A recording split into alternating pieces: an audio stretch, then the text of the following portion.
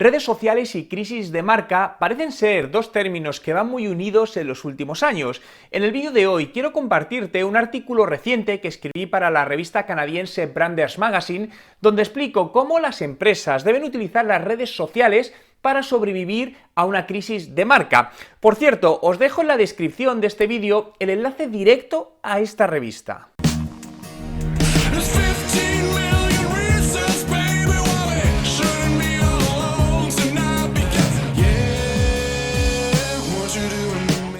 ¿Qué tal? Mi nombre es Juan Merodio y bienvenido a un nuevo vídeo. Si es tu primera vez y quieres aprender todos los trucos sobre marketing digital y cómo ser un emprendedor de éxito, suscríbete a mi canal. Las crisis de marca son una situación, más común para las empresas desde que las redes sociales llegaron a nuestras vidas. Algunas empresas piensan que las redes sociales son las creadoras de estas crisis de las marcas, pero desde mi punto de vista esto no es del todo cierto. Lo que está sucediendo es que los usuarios, con la llegada de las redes sociales, tienen el poder del conocimiento y el poder de expandir la información más rápida y fácilmente usando estas redes sociales, por lo que las empresas que no son transparentes con los usuarios sufrirán el coste y una crisis de marca en el presente y en el futuro. Pero sucede que algunas veces las crisis no están basadas en una información real, puesto que una serie de noticias falsas aparecen en Internet, y es en este punto donde la empresa debe estar preparada para prevenir esta situación y manejarla utilizando herramientas de escucha social que les permitan prevenir y minimizar el impacto de estas comunicaciones falsas. Presta atención a estos datos de un estudio realizado por una prestigiosa firma de consultores, donde el 28% de las crisis decía que se divulgan internacionalmente en solo una hora, y de media una empresa tarda 21 horas hasta que es capaz de ofrecer un comunicado externo para explicar lo sucedido. Tenemos dos caras de la misma moneda. Por un lado tenemos el peligro de que los usuarios puedan hacer viral un mensaje en las redes sociales y crear una crisis de reputación. Pero por el otro lado, las empresas podemos escuchar también las conversaciones online e interactuar a tiempo real para evitar que una pequeña crisis se vuelva grande. Y esto solo depende de la responsabilidad de cada empresa. ¿Recuerdas lo sucedido con la empresa Volkswagen respecto a la crisis en el año 2015? Fíjate en estas cifras de cómo se produce un incremento de las conversaciones relacionadas en Twitter en aquel momento. Por lo tanto, la mejor práctica es trabajar por adelantado una estrategia de gestión de la reputación de la marca alineada con una buena herramienta de escucha social que te permita conocer cómo interactuar con los usuarios en redes sociales en cada momento y a tiempo real, lo que te permitirá ahorrar tiempo y conocer qué clases de mensajes debes enviarles y cuál es el mejor momento para hacerlo. Algunos indicadores que debes medir pueden ser el volumen de la conversación generada, el sentimiento, la pasión generada por la marca. El objetivo es entender al consumidor, las opiniones, los comportamientos, las emociones. Si observas este tweet, podrás saber el sexo, sentimiento, ubicación, influencia y la fuente de emisión.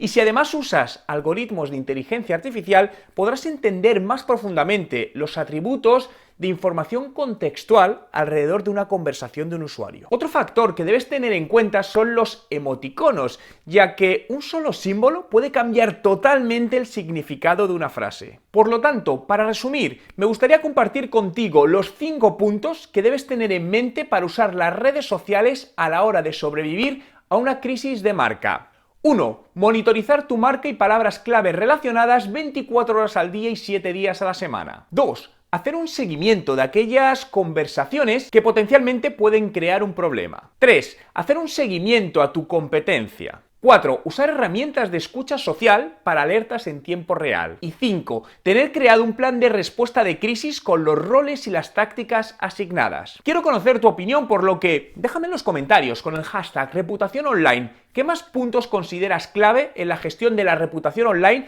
de una marca en Internet. Entre todos los comentarios de los vídeos del mes sortearé mi curso online de estrategia de marketing digital. Si te ha gustado este vídeo y quieres que siga haciendo más vídeos como este, dale a me gusta y suscríbete a mi canal. Lleváis escasamente mes y medio funcionando como agencia, entonces realmente para mí es muy pronto para obtener resultados. Es decir, creo que al final el negocio de la agencia de marketing lleva tiempo. Es decir, es un negocio que al final es es B2B. Entonces, yo te pongo en nuestro caso como Marketing Surfers, que empezamos hace 10 años, es decir, al final nosotros tardamos, creo que fueron, Jaime, dos meses en coger el primer cliente, y además fue un caso como el tuyo, que fue por una persona cercana, pero era un momento donde quizá había menos competencia. Entonces, creo que para un correcto planteamiento, desde mi punto de vista, es que busquéis una estrategia más a largo plazo. Y lo del ebook que comentabas me parece genial, porque ahí captas un primer lead, pero no sé cómo estáis tratando ese lead, ahora me comentas, pero yo creo que ese lead no lo debéis tratarlo a una venta directa, sino que ese lead hay que, la parte de calentamiento del lead, ¿no? Con otros contenidos, etcétera, etcétera. Y otra parte muy importante es que centréis el tiro hacia qué tipo de cliente queréis ir. Es decir, nos comentabas antes el tema de clínicas dentales. Si realmente vais a ir hacia ese lado, yo centraría contenidos web y ebooks hacia ese nicho de mercado, lo cual me parece más inteligente que hacer la generalista a día de hoy, porque creo que donde está la real rentabilidad y donde al final generas una mayor confianza es cuando vas a un nicho de mercado.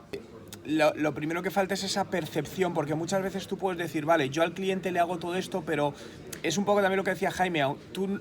Es decir, tienes que cumplir 3 cosas, tienes que ser bueno, tienes que aparentarlo y comunicarlo. Y creo que la apariencia y la comunicación no está del todo clara en ese sentido.